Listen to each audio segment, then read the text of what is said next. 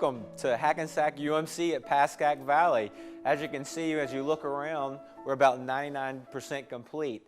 We still have a few things left to go, but you can see that all the new furniture has been delivered to the hospital and everything is actually coming together. The last time that we met back in October of 2012, we had really had only about 40% of the construction complete, 99% today. So as we start walking through the facility, you'll notice that we're still missing a few things. We actually have artwork that is to be delivered next week, April the 8th, to go out through the hospital. So 70% of the facility was renovated and redone, and we've got great employees like Joe, who is our new security supervisor, who started with us several weeks ago. So Joe comes from Hasbrook Heights Police Department and joined us recently. So he welcomes you as well. But as you can see, we've started doing a lot of the renovations, and majority of the hospital, as I mentioned, has been redone. You can see all new flooring.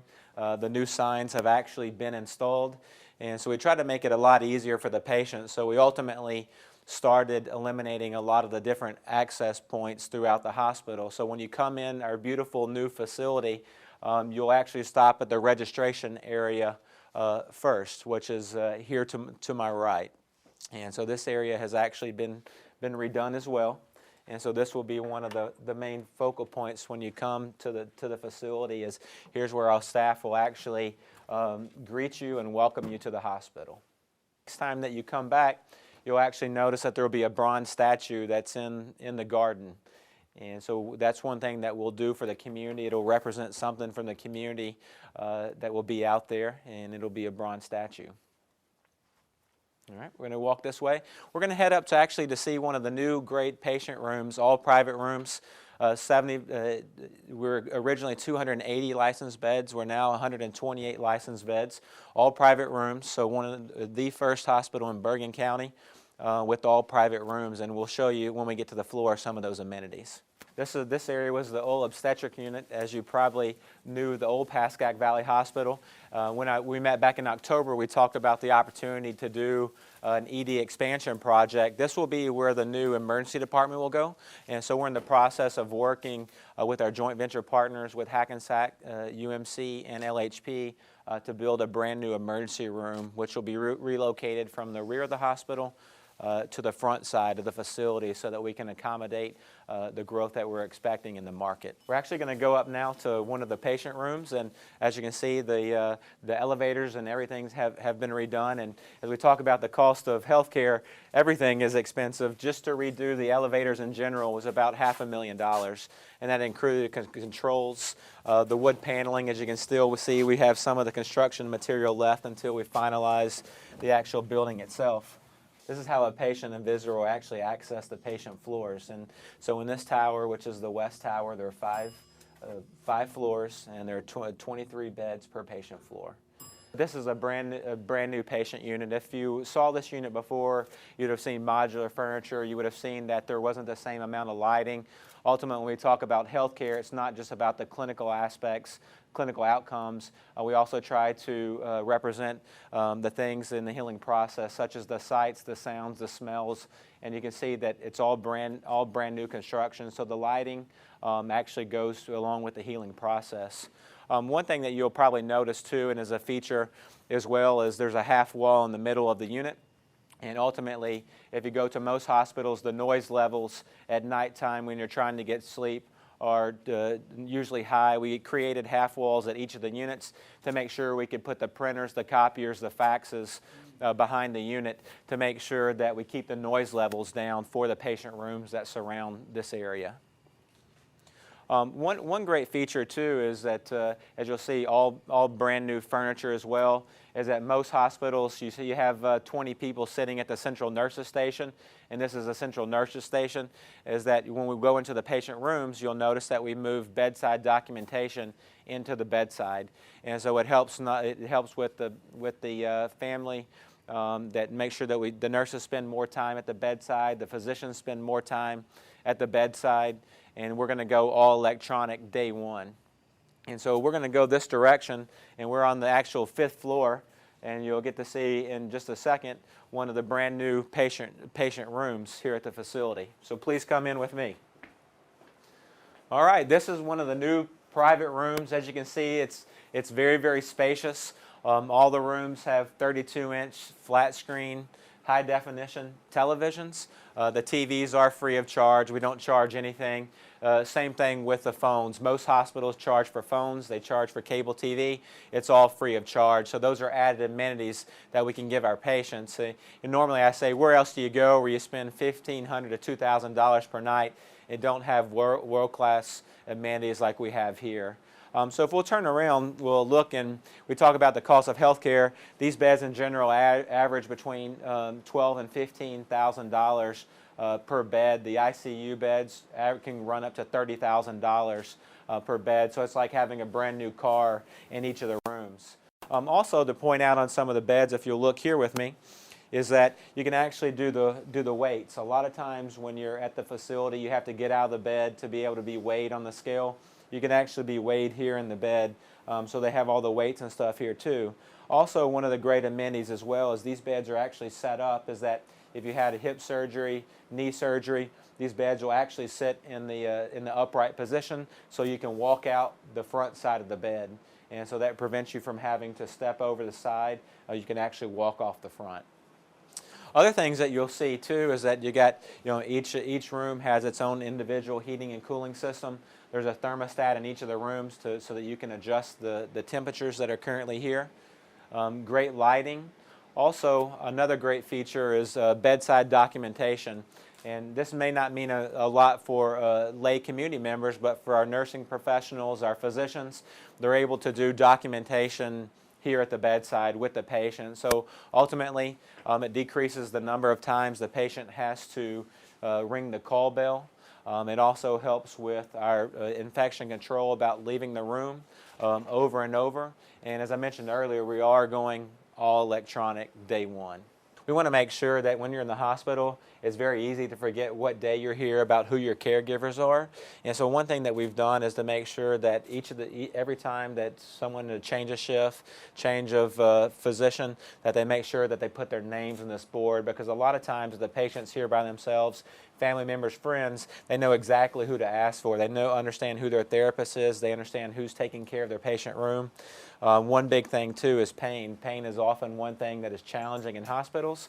We know every time they come in the facility what the pain scale is, so that the physician or the nurse comes in the room, they understand what level they're at. So ultimately it's moving from 10 down to 1, so you can see the smiley faces here, and this is our goal for the day, so that everyone knows when they come in the room about what the plan of care is and how we're going to decrease the pain for the patient. We demo the majority of all the units. And we decrease it from semi-private rooms to all private. One good thing for our patients too and for our staff is that we actually created sub-nurses stations at the end of the units. And so it's about making sure that our nursing staff and our professionals are closer to the patient. So if you were here at Pascack Valley previously, you would have noticed that this is where the showers and the bathrooms were for each of for the patients that were on this unit. Today it's a sub-nurses station. So the nurses can be closer. We'll take a step in here too, as you'll see.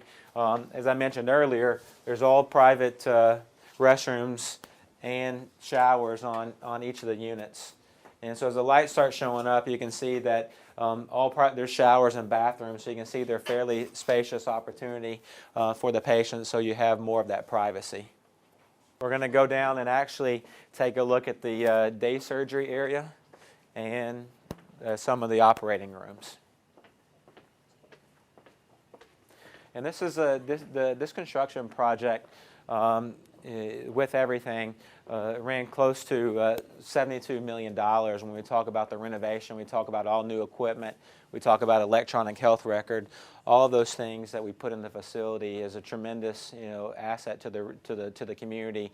One thing now about being a for-profit hospital is those dollars are actually going back into the community to help offset some of the residential property taxes that the taxpayers were experiencing over the years. When you come into the hospital, if you're going for surgery, there's cubicle curtains in between each of the rooms, so it lacks that level of privacy.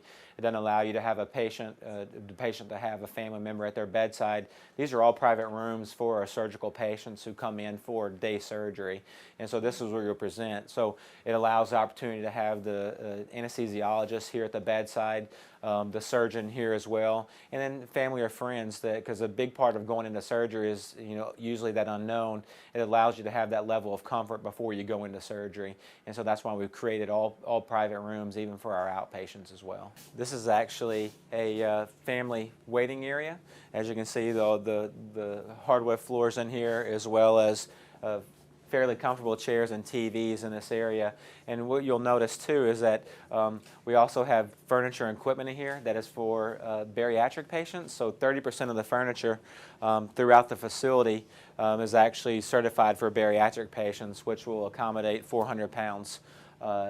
So that's one thing that we've made sure that we accommodated every level of patient that's coming in the organization. How many beds will you have here for same-day surgery? There are 18 same-day surgery beds, and this unit as well. So this is actually inside the ICU right now. So we have 18 intensive care, critical care beds, and so we'll open in the beginning. We'll open 9 beds, and as the volume increases, we'll increase to all 18 beds. And so each of the rooms were completely redone. If you've ever been in the ICU at Pascack Valley Hospital, it was all metal walls that were currently here. Today you can see we've redone the head walls, all new patient beds, all new monitors. One thing that we've seen over the years too is that not all patients are bedridden when they're in the ICU. It's for a monitoring standpoint. We actually have bedside commodes that are here, and so that's been a huge satisfier as we've built new hospitals. And just some of the small features, you'll see that even the clocks on the wall are satellite driven. In healthcare, a lot of things that we do are about timing, and so their satellite clocks allow everyone to be on the same time. So there's certain medications that have to be timed, there's certain procedures that need to be done within a certain time frame. We try to think about every small detail to make sure that everyone is on the same page. So this is one of the new operating rooms. So we actually took out all the walls down to the studs in the hospital, and you can see the latest and greatest technology with the boom system. There's absolutely nothing on the floor other than the table itself. So all the lights, all the monitors, all the equipment are off the ground. I mean, it helps with infection control. It helps with able to position the patient any direction in the operating rooms itself. So this is the latest technology, as well as that you see it on the cars. They have halogen lights. These are actually LED lights.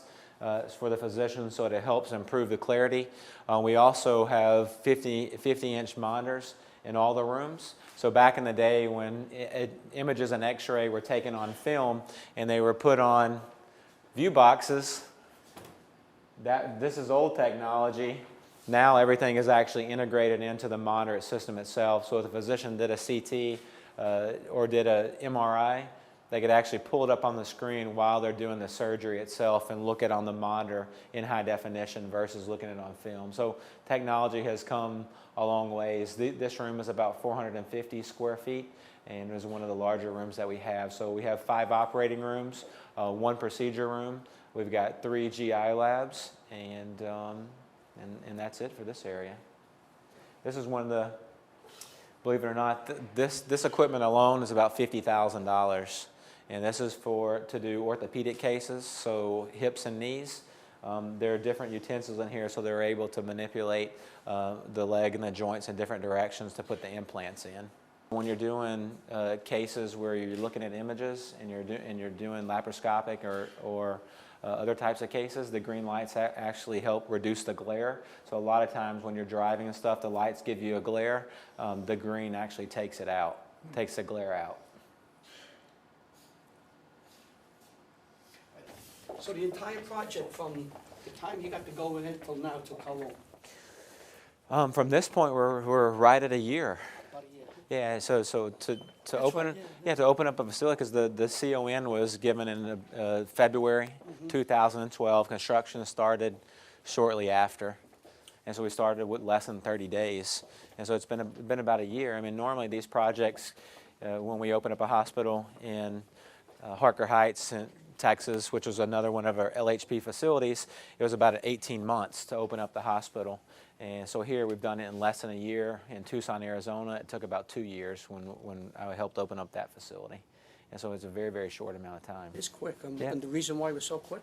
Well, I think that the community has been super supportive. Mayor Berkner and all the local mayors have been supportive of the project. We had a great construction team that has worked 2 shifts per day, worked weekends. Our staff has worked incredibly hard. We're working 14, 15 hours a day to make it happen. And so we'll do what it takes to bring healthcare back to the Pascack Valley. And so we've worked.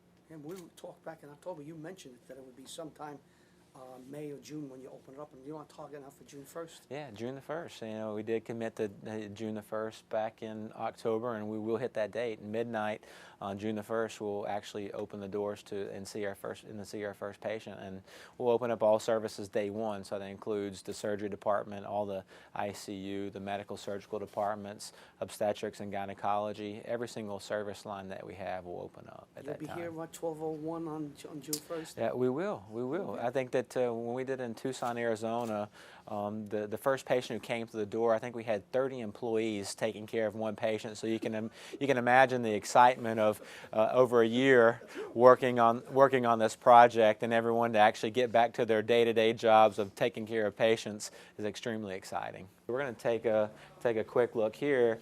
In the past, and then we talk about the efficiency of healthcare, and we got equipment sitting everywhere, but this will be the main waiting room for all imaging services. So for CT, MRI, X-ray, ultrasound, nuclear medicine, instead of having patients that need to go to various waiting rooms, everyone will come to one location, and that's here. And so ultimately the technologist will come here, get the patient, take them to where they need to go, and then bring them back to this area to let them go from that outpatient procedure.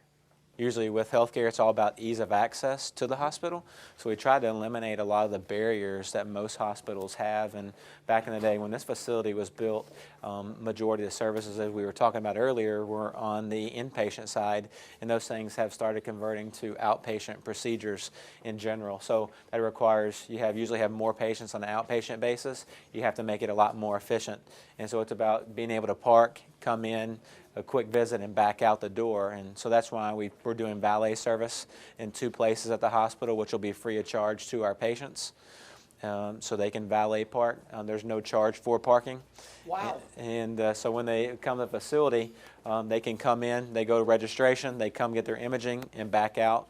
And also we'll have the valet service will have a phone, so if you know that you're going to be leaving in 10 minutes, just like you're at a hotel, they can call the valet and they'll pull your car up so it's ready to go when you get here. Seems like one of the main things you have here is patient friendliness, that you cater to a patient's need, and you look like you got almost everything in order to make someone feel as comfortable as you can coming to a hospital. Absolutely. Well, that's about it. It is a customer-oriented industry, and it truly is about the patient first. Is that we believe that if you do the right thing for your patient, you provide a great service, and everyone has to be providing that level of service. Is that the financial aspect will be there? I mean, ultimately, healthcare is very, very competitive. It's about providing those extra amenities. It's about providing quality of patient care, and that's what we're here to deliver. When do you feel that the hospital will be running at the 128 beds? What do you figure the 128 beds will be up and running? Any idea in past what it'll take, a month, 2 months? Yeah, we actually we have been very successful with the support of all the local towns. Is that there's actually, as of today, we have about 427 physicians that have requested privileges. The old Pascack Valley Hospital had between 250 and 300. And so we will double, almost triple that number by the time that we open. I'm expecting to have between 650 and 700 physicians day one. And so I think that within probably the first 90 to 120 days that we'll be fairly close to capacity. Ooh, that many doctors, I know. Yeah. I was talking to my doctor, and I asked him, I said, going back to Pascack Valley, he said he just can't wait. He said, yes, it's very close. His convenience of coming here was easier than going to other hospitals, which he had a 15, 20-minute wait, and sometimes he got caught in traffic. He was 45 minutes late getting to a hospital. Well, he's down the road. He literally can walk here now, so he's looking to come back. Yeah, absolutely, and I think that there are a lot of great physicians that were a part of the Pascack community in Westwood previously, and those physicians are coming back. But part of our model is about providing a certain level of service where physicians do have a seat at the table in everything that we do, and so that's what I spend a lot of my time out meeting with physicians, talking about the services that we'll provide, the level of patient satisfaction, the level of quality, and they want to be a part of a great organization. The Hackensack Health System is a wonderful organization that ranks in the top 50 of all hospitals and have for the past 10 years, and so we will bring that level of service to the Pascack Valley, and that includes the level of service our physicians provide as well. Have they been through here yet? Have they been walking They around? have. They are super excited about the new amenities that the hospital will provide, and so it's very attractive. But ultimately, the bricks and mortar may be one thing, but it's about the people, and so ultimately it's about the people that we're hiring. They understand the values of the organization. They understand about the services and level that we need to provide to continue our growth. And the nurses? There must be a large interest in nurses and other people who worked here, the labs, the technicians. They're all on board coming back in the same numbers? Yeah, absolutely. We did a job fair back in 2012, and we had about 900 people show up for 28 jobs. We did another one in February. We had 2,000 people come out for 300 jobs, and we continue to get numerous applications every single day. I mean, people do want to be part of the organization. This will be, once we get a license, we'll be the first hospital since 1984 where the state issued a new license for an acute care hospital. Wow. And so that's a long time. And so this is history making, not only for Westwood and the Pascack Valley, but for healthcare in general in New Jersey. And this may be the last. Is that common that long in a state where a hospital hasn't been licensed since 1984, when I was a young, handsome man? Well, it is quite unusual. I think that it's more prevalent in the Northeast that you don't see that same level of continued growth. And so it is. I've spent time in Texas and Arizona and Connecticut, and being in the Northeast is a little bit different than the South and the Southwest, is that they're still building new facilities. A lot of the hospitals that are here today are great organizations, provide great quality of care, but just don't have the same level of population growth to dictate that. The demand for healthcare as people get older, their utilization goes up, and that's why the number of beds is important. Also, it's about access to the facility, is that you want to, if you have an aneurysm, if you have an MI, you want to be close to home.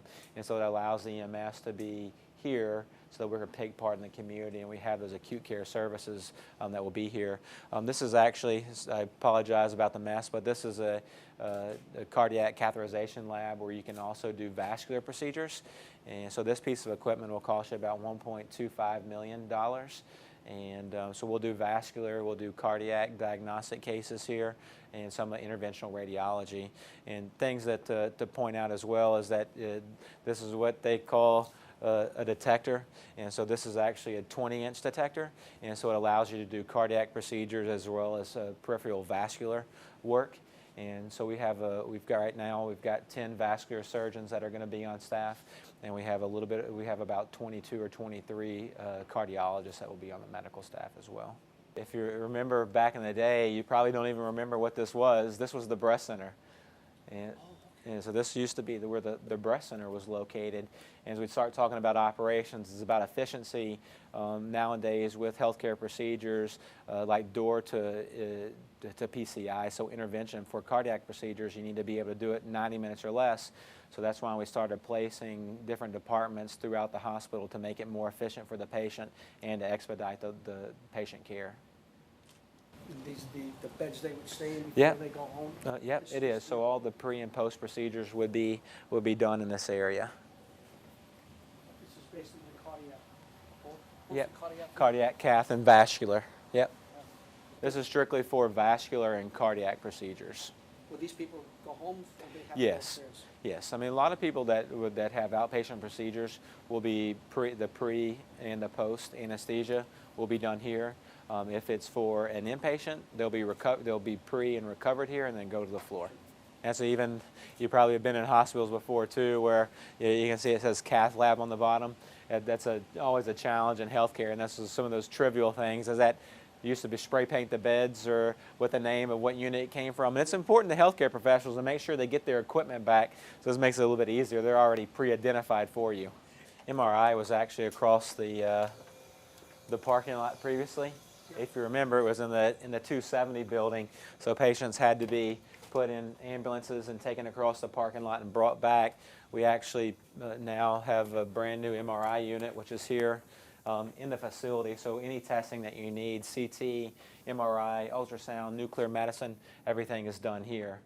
And so we can't go in the room because of the magnet, but you can see this is a 1.5 Tesla magnet, so it's the latest and greatest technology, so you can do neurological studies, you can do cardiac studies, you can do just about anything. Wow. How much is that?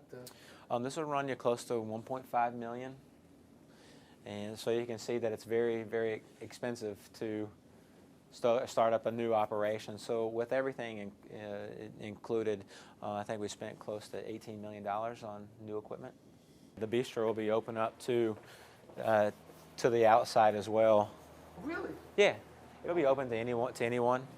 If they want to come in and have a meal, they can do so. One thing about people who come and visit, Yeah, they absolutely. can stop you at something. Even if they're not don't have a family member or friend that's in the facility, they can come and eat here. So it'll be open to the public in general. And we're not trying to compete with the local restaurants. Is that, but a lot of times, they just want to be and socialize different events, and this is a great opportunity. Absolutely. We have actually a separate doctor's lounge. Oh, okay. Specifically for the physicians. So everything has been redone. It holds about 96 people in here. And so you can see that the serving line, all the lighting is very somewhat industrial, but all Is this where brand new. The old restaurant used to be? Yeah, To the left? yeah.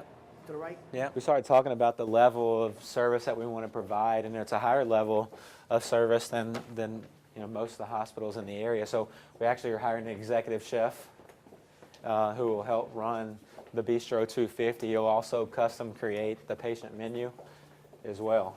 It's almost an industrial kitchen. You can see that it's set up for room service, so you have the different serving areas and different serving stations. So depending on what the patient orders, it's just like a restaurant. We have a call center across the hall. The patients can actually call down and order a meal. And so a lot of times when you're going to different places, hospitals, you get 3 meals a day, regardless of what time you want them. They're coming to your room. This allows an opportunity to call down any time of the day and order a meal, what you want off the menu, so it can be customized to whatever your dietary needs are or whatever your tastes are. And so this kitchen is actually set up just like a restaurant. You'll see that once it's fully operational, there'll be different stations throughout where the tickets will print. They'll be able to make the meal and then put it on the in the warmers and brought upstairs to the patient room. So all this is redone. I mean, it's even the simple things is that this is a non-slip floor. So it's one of those things, a lot of kitchens you see have the black mats, and they usually stain the floors and don't get clean. This allows you not to have to use those mats as well. This is what the servers will be wearing when they actually bring the meals up to your patient room. So we've actually created a whole different atmosphere. So you can see the bow tie, the vest, things that you would normally see in a restaurant, not in a hospital. And the same thing, we'll have a concierge in the lobby 4 hours per day. So we'll provide concierge services for our patients as well. And so it'll be a really high-end experience for those who utilize our service. This is as pleasant as you're going to have in the hospital. Yeah, absolutely. I mean, even the service we talked about earlier, room service is part of it, but the concierge piece of it as well is that we're working on an opportunity that we're working with local providers, so that if you're going in here in an extended period of time or even a short time, and you need your nails done or your hair done, is that we can bring those providers to you. Same thing, a lot of times you don't know in an emergency that you're coming to the hospital, you're coming. And so you forget to walk the dog or need to let the dog out, we'll actually have a service that will go out and go to your house if you want them to let the dog out. Same thing with pharmaceuticals, is that a lot of times you have to make that extra stop on your way home. If you want to utilize the service, they'll actually go pick up the pharmaceuticals and bring them back to the hospital, so that when you're discharged, you can go directly home. And so we try to think of every different opportunity to make it a rewarding experience. It's not pleasant when you get sick, but we want to make it, as you mentioned, the best it can be in that time of need. It's a beautiful setup. Now, Yeah. you're going to have your media day on the 30th of April, We are. and then there's going to be a time for the public to come through and walk what we just did, walk through here. Are they going to have people with them, walking with them, and talk a little about it? They will. They will. We're going to actually, so we're going to have we're going to have actually 4 events. We'll have Physician Employee Day on May the 16th. We'll have on May the 17th, we have a black tie event. So we're inviting a lot of folks in to join us for that. But Community Day is on May the 18th. We'll actually invite the community to come in and see the hospital. We'll have a map for them to be able to look at, just like you're going on a treasure hunt, a map to go check out all the various areas of the facility. And we'll have different facts up on the walls. We'll have our management team throughout the hospital to answer questions about the facility, and also to engage and make sure we're part of the community. So we'll do that on the 18th. And then we're extremely excited about the opportunity to have the governor here with us. Governor Christie will be here on May the 23rd, and so we'll be doing some announcements pretty soon. So he's been a wonderful person to work with. He's actually helped get this done, as you know, and Mayor Berkner as well. So we're very thankful. I want to thank you for taking us this tour. It's a marvelous facility. I remember it well going back when my family, and I even came here a couple of times for procedures. And it's, like I told you, the walls are the same, but everything inside has changed for the better. You did a wonderful job as CEO. I know you like to say there were so many other people involved, but the CEO's got to give its direction, and you did a marvelous job here as CEO. Congratulations. It's a wonderful, wonderful hospital. Thank you very much. Thank you. We'll see you soon, okay? Okay, thanks.